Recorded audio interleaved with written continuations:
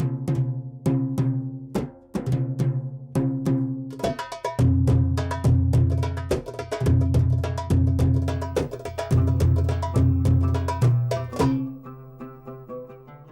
everyone, it's Katie. This is Abu Ghurab, or the Solar Temple of Ra. It's one of my favourite places in all of Egypt, and I've been there countless times. Now, the main thing to see here at Abu Ghurab are the remains of the so-called Sun Temple of Ra. This temple was believed to have been constructed under Nuser, the 6th king of the 5th dynasty, around 2500 BC. And like all the other pyramids in Egypt, there are many largely unexplained circumstances that surround this area as well.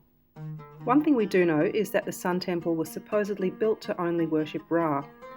If you look at what you find on site, you clearly see that this was meant for some kind of a purpose, but nobody knows exactly what it was. Here you see the Hotep. That's a large alabaster altar that stands in front of a crumbled pyramid built for Ra. Behind that would have been an obelisk. Now, this was a whole necropolis, a kind of village that was created for worshipping Ra, and the Hotep itself, with that beautiful sacred geometry shape, says Ra is satisfied. So this here is the altar. You can see the beautiful layers of alabaster, and it's still in excellent condition despite people visiting and climbing on top of it and everything.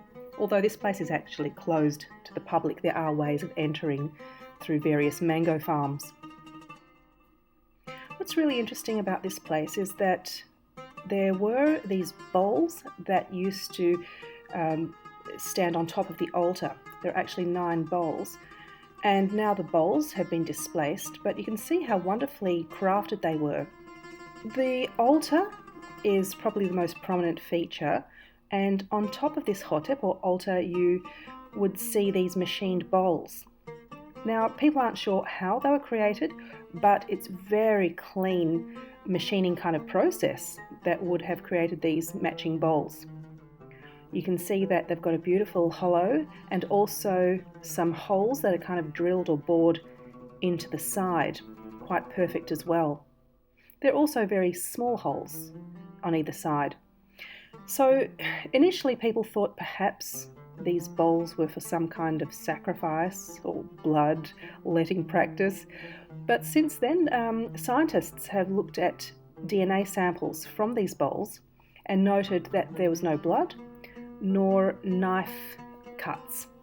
So now they're saying perhaps it was water or gold filtration. So they'd pour water in with gold in it, and the water would pour out through the holes at the sides and leave the gold.